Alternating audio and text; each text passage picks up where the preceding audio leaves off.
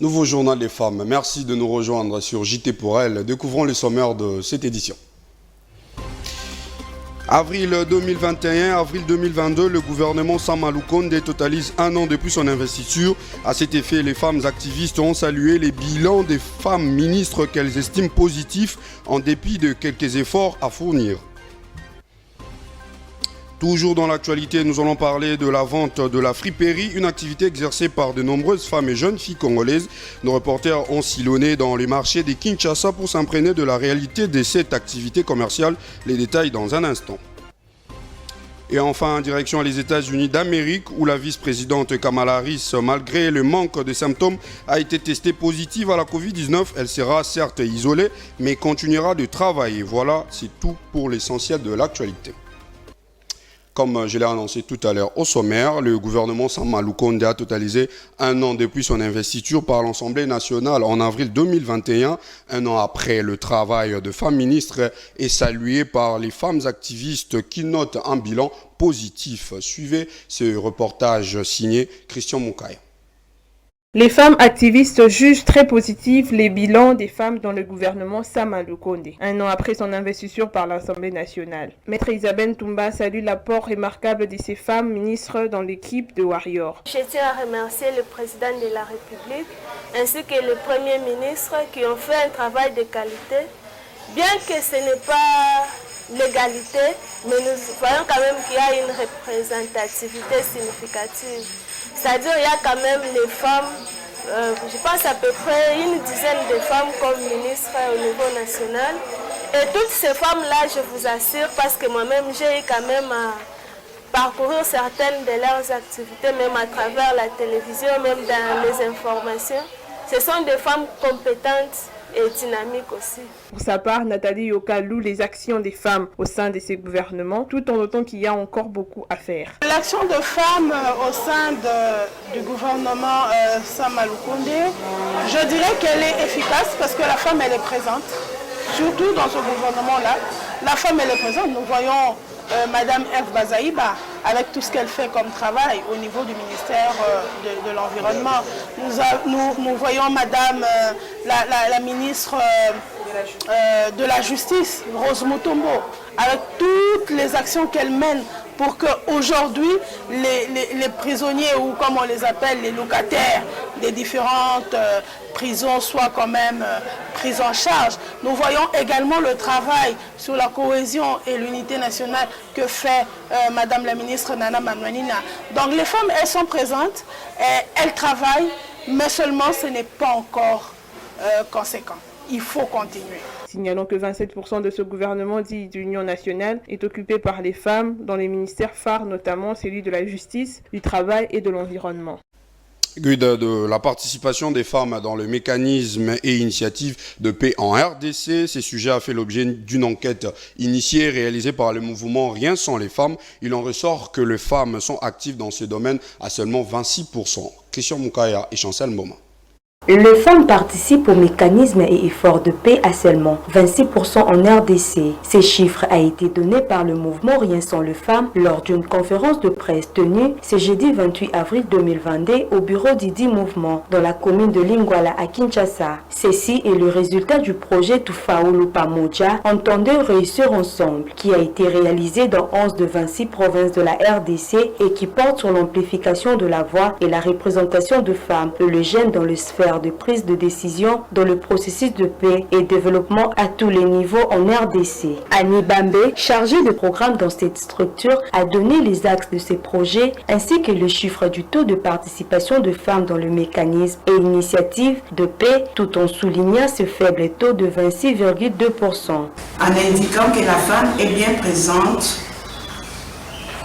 dans les 10 mécanismes et initiatives, mais qu'elle soit présente car elle est faiblement représentée aux instances de prise de décision au niveau du mécanisme national. Les femmes sont représentées au taux de 26,2%, une proportion qui est vraiment faible alors que la femme est l'actrice principale de la paix. Notez que parmi les causes qui justifient cette faible participation de femmes dans le mécanisme et initiative de paix, l'étude relève la faible volonté politique du gouvernement à appliquer les textes légaux en matière et le problème socio-culturel. Signalons que dans le mécanisme et initiative paix, il se pose un sérieux problème de la non prise en compte de différents mécanismes pris par l'État congolais. Cette étude a aussi relevé qu'une ligne budgétaire n'a été prise en compte. À noter également la faible connaissance du cadre légal par les femmes dans le processus de paix, d'où après cette analyse du terrain, le mouvement Rien sans les femmes entamera une série de plaidoyers auprès des décideurs en vue d'obtenir une participation accrue de femmes dans le mécanisme et initiative de paix en République démocratique du Congo.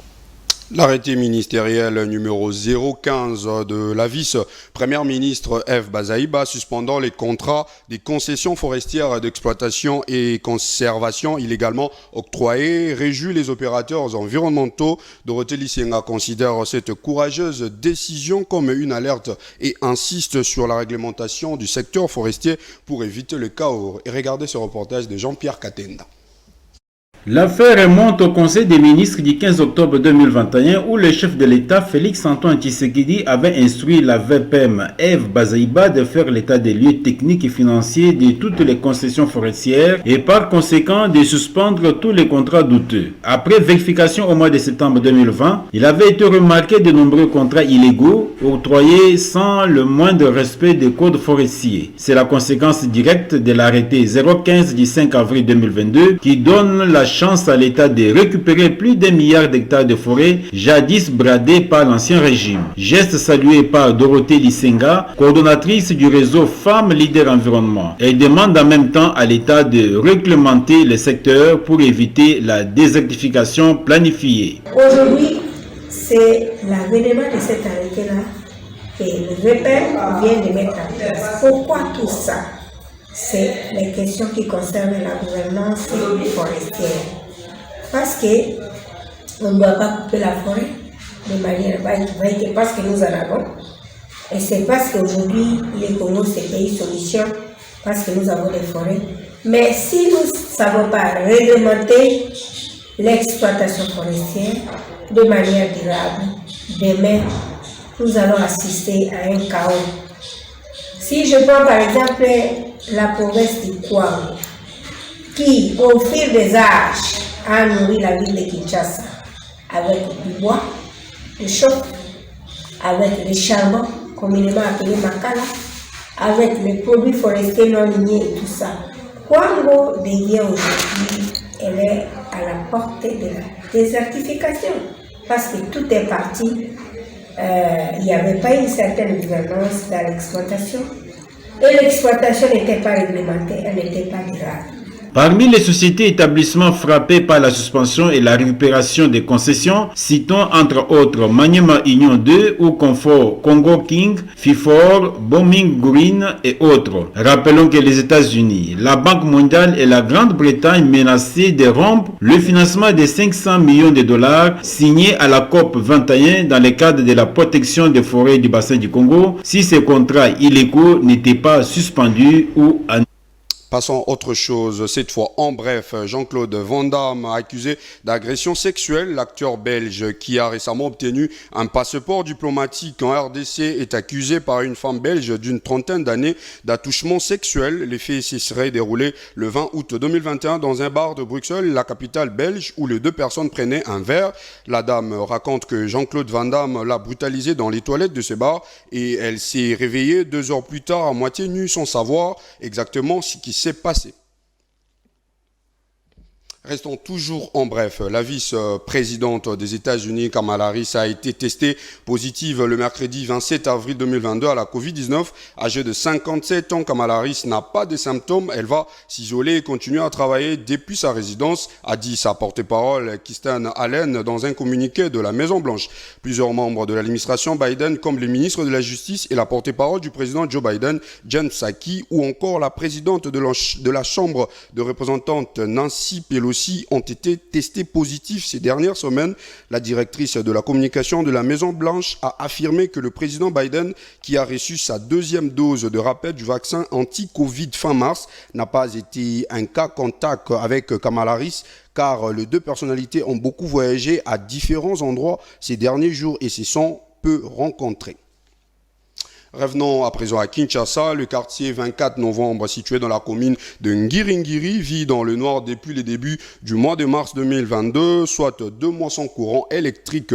Et pour cause, les formateurs alimentent ces quartiers a connu un arrêt. Nos reporters ont fait une descente sur place où les femmes de ces quartiers se plaignent et interpellent la SNEL afin d'améliorer ces services. Précieuse Boyo et Chancel Mboma.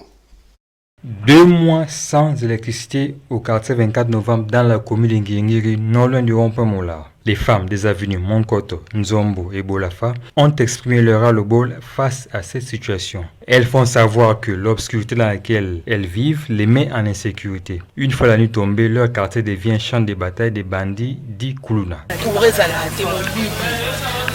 Il n'y a pas de courant, c'est l'obscurité totale ici. Et à cause de cela, il y a des brigands et Kuluna. D'ailleurs, on nous a volé les câbles électriques ici. Moi, j'ai vu dernièrement ces voleurs des câbles et ces derniers ont failli me tuer puisque je les avais surpris. J'ai eu la vie sauve grâce à notre chien.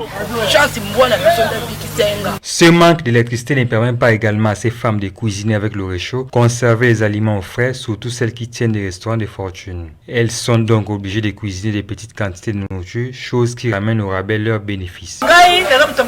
Moi, je suis une restauratrice. J'achète des aliments que je garde au congélateur. Mais faute de courant, j'ai perdu plusieurs aliments qui ont pourri au congélateur. Comme je ne suis pas haut placé par moyen de porter plainte contre la SNEL, je m'en remets à Dieu seulement. Les vendeuses de boissons fraîches, à l'instar de celles-ci, sont également négativement impactées. Nous qui faisons le commerce de vente d'eau fraîche et la boisson sucrée et qui scolarisons les enfants, en allant à l'école, il faut leur donner quelque chose, 500 francs ou 1000 francs. En ces moments, on est KO, faute d'activité. Nos poches sont vides parce qu'on ne vend rien. On est fatigué. Y a-t-il pas de gens qui peuvent faire le suivi afin qu'on nous rétablisse le courant? Le malheur ne venant pas seul, ces habitants ont découvert il y a quelques jours que des inciviques ont volé quelques câbles de courant électrique se trouvant sur l'avenue Bolaf. Une difficulté de plus qui doit interpeller les autorités de la Société nationale d'électricité à vite rétablir le courant électrique dans ces quartiers.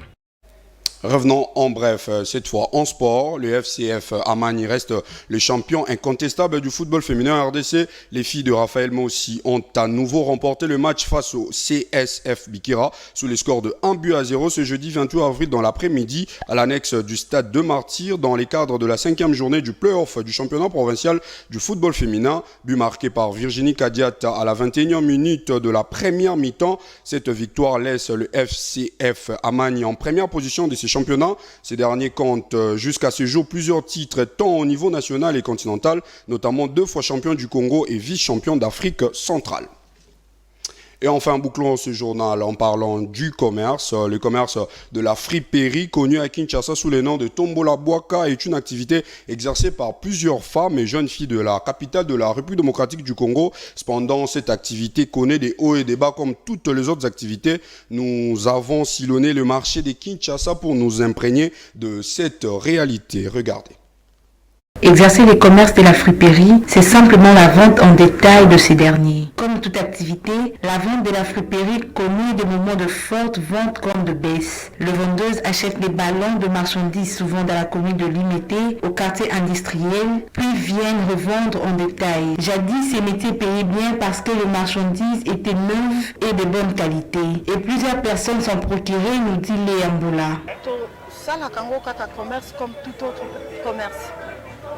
Na kei na toza na siège na biso eza na limité obateka kaka ba ballon na 9e rue soko kei osombi oye nango en tout cas ngai na mona ka bénéfice mais il y a des fois au mona bénéfice au mona ngote parce que si tu tombes dans des au tomber na bateau ba ça ba escroc parce que kuna pe bazali ba kuma partout na Kinshasa Dans les temps aussi, il n'y avait pas assez de vendeurs de la friperie, mais aujourd'hui, il y en a dans chaque coin de rue et la vente dépend uniquement de la qualité de la marchandise contenue dans le ballot. Bref, les acheteurs sont devenus très regardants. Vraiment, il faut te renseigner parce que ça n'a pas maison et yebani que bon balaka na meilleur.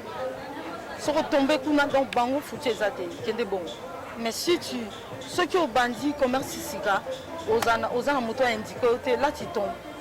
Donc ils allaient bien ceux qui dans nos salles en côté on s'est renseigné tu te renseignes au tamboli au tout la maison bon s'opposer mon tout tu n'as rien à faire.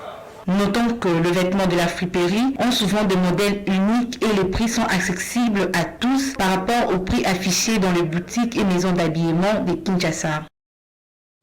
Pour ceux qui ne nous ont pas suivis au début, voici l'essentiel de cette édition.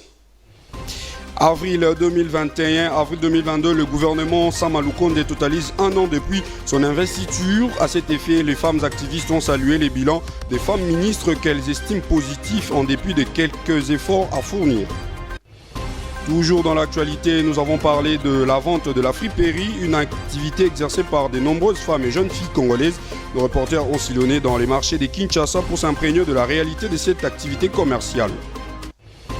Et enfin, on s'était dirigé aux États-Unis d'Amérique où la vice-présidente Kamala Harris, malgré le manque de symptômes, a été testée positive à la Covid-19. Elle sera certes isolée mais continuera de travailler. Merci de votre attention soutenue. Merci à Joe Kangani pour la réalisation. Vivez heureux, 100 ans et bonne suite des programmes sur Vert Pâturage. Au revoir.